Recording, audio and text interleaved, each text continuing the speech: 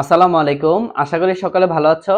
আজকে আমরা যে প্রশ্নটি নিয়ে আলোচনা করব সেটি হচ্ছে এই আয়ন অষ্টতলিকীয় প্যারাম্যাগনেটিক। মানে এই যৌগটা হচ্ছে অষ্টতলিকীয় প্যারাম্যাগনেটিক, কিন্তু এই যৌগটা কি অষ্টতলকীয় ডায়াম্যাগনেটিক। তার মানে দুইটা যৌগে হচ্ছে অষ্টতলকীয় যৌগ, কিন্তু যাদের মধ্যে একটা হচ্ছে ডায়াম্যাগনেটিক আর একটা কি প্যারাম্যাগনেটিক। তাহলে এটা দেখার জন্য আমাদের কিছু জিনিস জানা দরকার, যে শক্তিশালী লিগেন্ড কোনগুলা আর দুর্বল লিগেন্ড কোনগুলা। আমরা জানি প্রতিটা জটিল যৌগ তৈরি হয় ধাতুর থাকে ফাঁকা ঘর, আর লিগ্যান্ড কি করে, তাকে জোড়া ইলেকট্রন দান করার মাধ্যমে সন্নিবেশ বন্ধন গঠন করে। এই লিগ্যান্ড সমূহ কখনো থাকে শক্তিশালী, কখনো কি দুর্বল। সাধারণত সি এন পি এই টাইপের যে লিগ্যান্ড গুলো আছে, সি এন অথবা পি দিয়ে যদি শুরু হয়, তারা সাধারণত শক্তিশালী লিগ্যান্ড।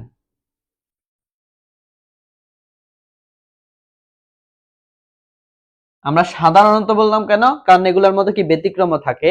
তবে আমাদের সি এন পি এই ওয়ার্ড গুলা দিয়ে যদি যেসব লিগ্যান্ড শুরু হয়, সেগুলো সাধারণত কি থাকে শক্তিশালী, আর বাকিরা কি দুর্বল। এখন আমাদের শক্তিশালী লিগ্যান্ড আর দুর্বল লিগ্যান্ডের কাজ কি? শক্তিশালী লিগ্যান্ডের কাজ হচ্ছে, মনে করো ডি অরবিটালে ইলেকট্রন আছে 1 2 3 4 5, বেজোর ইলেকট্রন আছে 5টা।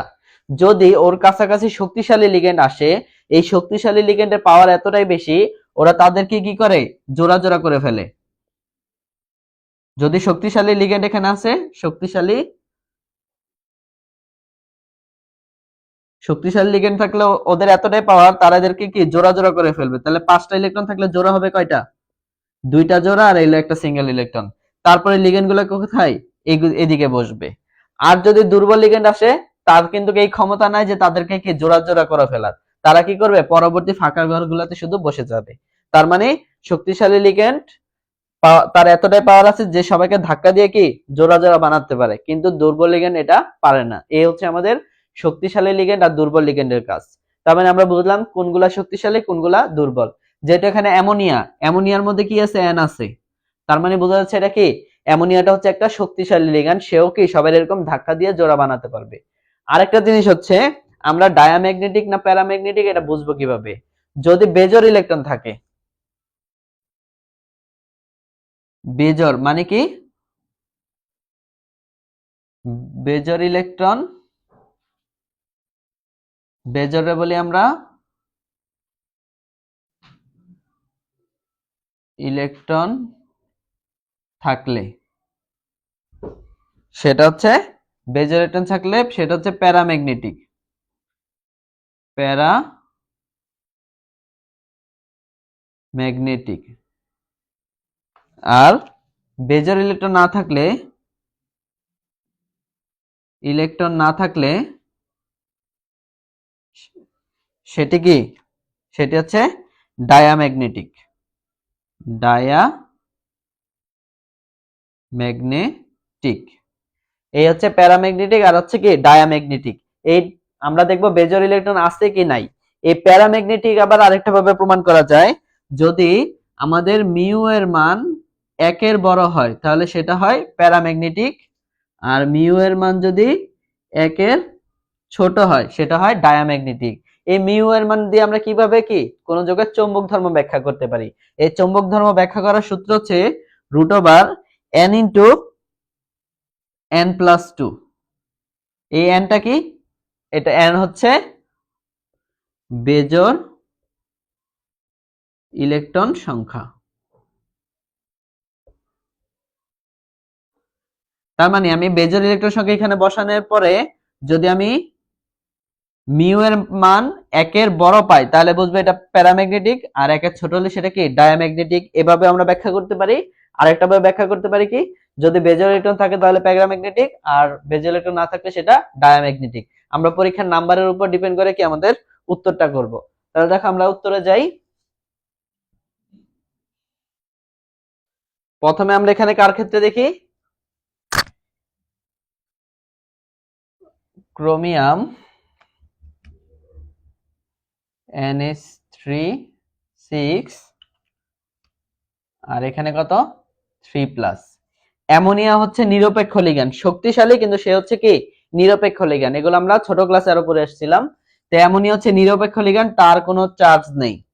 তার মানে এই উপরের চার্জটা সম্পূর্ণটাই কার? ক্রোমিয়ামের চার্জ। আর আমরা জানি ক্রোমিয়াম কত? 24। তাহলে আমরা ক্রোমিয়ামের ইলেকট্রন বিন্যাস করি।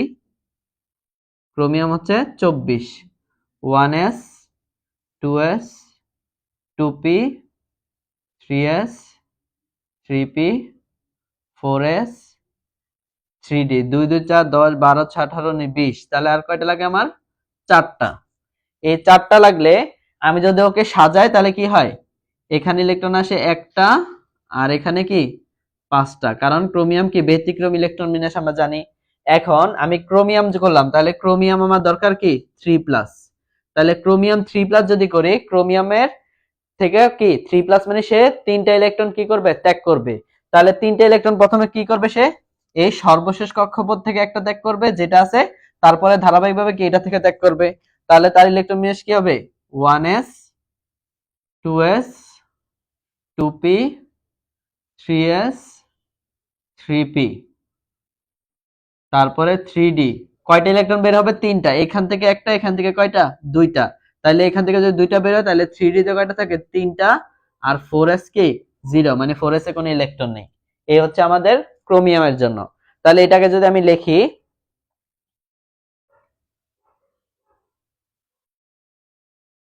ক্রোমিয়াম 3+ এর জন্য আমি ডি অরবিটালটাকে এইভাবে সাজাতে পারি, 1 2 3 আর 2 5। তাহলে ডি অরবিটাল আমার কয়টা ইলেকট্রন আছে? ডি অরবিটাল আমার ইলেকট্রন আছে মোট 3টা, একটা, দুইটা, 3টা। এটা কোন অরবিটাল? এটা হচ্ছে আমাদের 3d অরবিটাল। এখানে কোন অরবিটাল ফাঁকা আছে? আমাদের 4s অরবিটালও ফাঁকা আছে, 4p অরবিটালও কি ফাঁকা আছে। এগুলো আমরা চাইলে কি ব্যবহার করতে পারি। তাহলে এটা হচ্ছে ক্রোমিয়াম 3+ জন্য।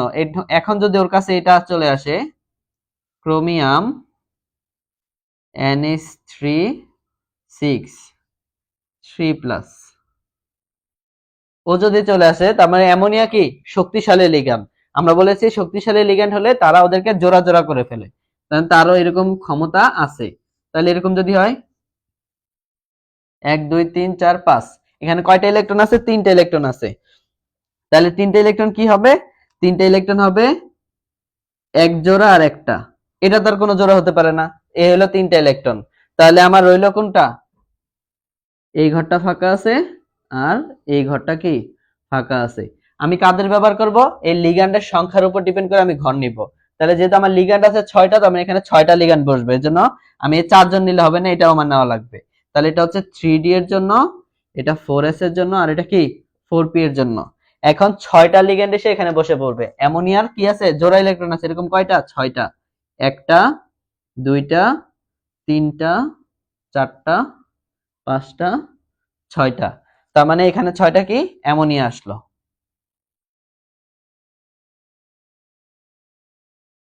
তীর চিহ্ন দিয়ে বোঝায় অ্যামোনিয়া কি করতেছে? এখানে ইলেকট্রন জোড়া দান করতেছে।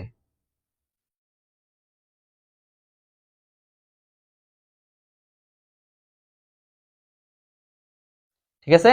তার মানে এখানে আমরা কি পেলাম? এখানে একটা যেহেতু বেজোড় ইলেকট্রন আছে, তার মানে এটা কি আমরা বলছি বেজোড় ইলেকট্রন সাথে সেটা প্যারাচুম্বকীয়। যেহেতু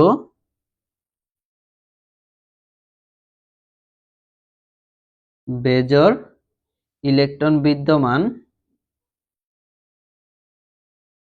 তাই এটি প্যারা চুম্বকীয়। তাই আমি একটা ভাবে এক ব্যাখ্যা দিলাম। তাহলে আমি এখন মিউ এর মানটা বের করেও যদি আমি করি, তাহলে কি আমাদের জন্য সুবিধা হবে। তাহলে এখন আমি মিউ এর মানটা বের করব। তাহলে মিউ সমান আমরা কি জানি? √n into n+2। আমরা একটু শিওর হয়ে যেতে পারবো এটার মাধ্যমে। তাহলে n কি? n হচ্ছে আমাদের বেজোড় ইলেকট্রনের সংখ্যা। এখানে বেজোড় ইলেকট্রন আছে কয়টা? একটা। তাহলে √1 ইনটু 1+2। তার মানে 2 আর 1 যোগ করে 3, 3 একে কি 3। তার মানে √3। তা আমি যদি ক্যালকুলেশন করি √3 কে, তাহলে আমার মান আসে 1.73, যা অবশ্যই কার থেকে বড়? যা অবশ্যই 1 এর থেকে বড়। তার মানে অর্থাৎ কি 1 এর থেকে বড় হলে আমরা কি জানি? 1 এর থেকে যদি বড় হয় মিউ এর মান 1 এর বড় হলে কি প্যারাম্যাগনেটিক, তার মানে অর্থাৎ প্যারা চুম্বকীয়। ঠিক আছে, এগুলো আমাদের কার জন্য? এটা হলো আমাদের প্রথমটার জন্য। এখন যদি আমরা পরেরটা দেখি তাহলে আমাদের কি হয়?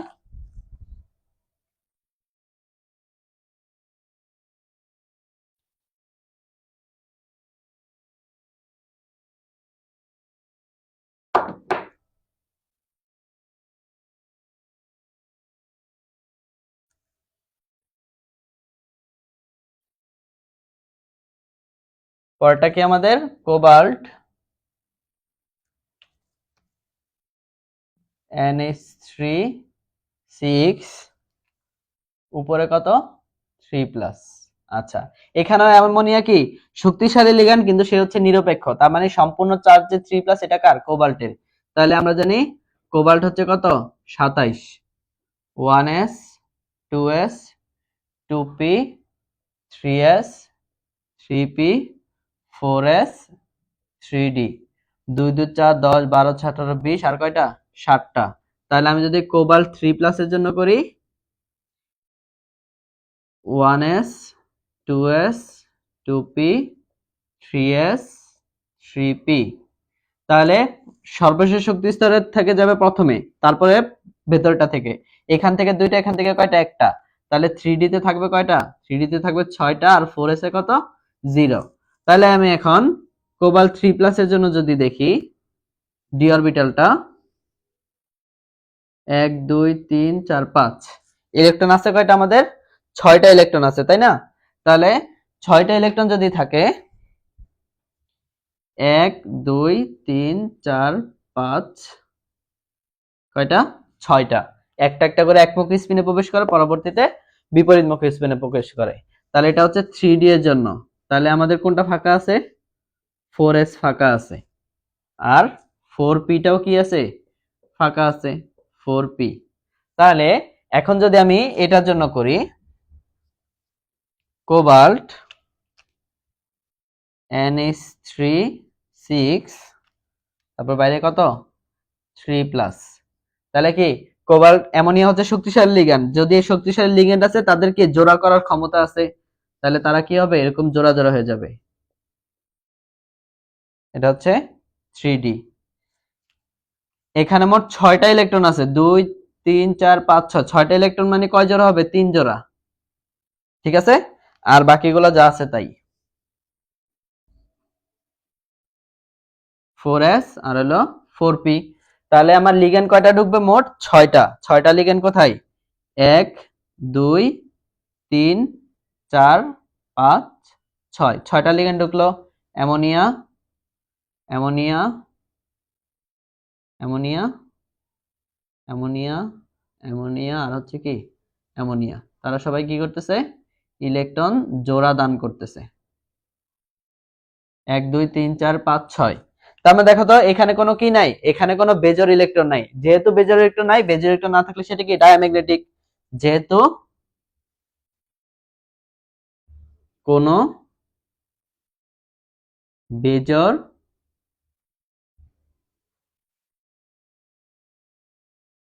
ইলেকট্রন নেই, তাই কি বলা যায়? ডায়া চুম্বকীয়। তাহলে আমি যদি ওই মানটা বের করি, চুম্বক ধর্ম মিউ সমান √n ইন্টু n+2। n এর মান কত? বেজোর ইলেকট্রনের সংখ্যা কয়টা? 0, কোনো বেজোর ইলেকট্রন নাই, তাহলে 0 0 + 2, 2 দিয়ে 0 গুণ করলে কত? 0। এই মানটা অবশ্যই কি 1 এর থেকে ছোট। আমরা জানি মান যদি 1 এর থেকে ছোট হয়, মিউ এর মানটা যদি 1 এর থেকে ছোট হয়, তাহলে সেটা কি ডায়াচুম্বকীয়। তার মানে কি বলা যায়? অর্থাৎ যৌগটি ডায়া চুম্বকীয় বা ডায়া ম্যাগনেটিক। এই হচ্ছে আমাদের এই প্রশ্নের উত্তর। আশা করি সকলে বুঝতে পেরেছো। যদি কেউ কোথাও না বুঝে থাকো অবশ্যই আমাদের জানাবে, আমরা সলভ করে দেওয়ার চেষ্টা করব। সকলে ভালো থেকো। আসসালামু আলাইকুম।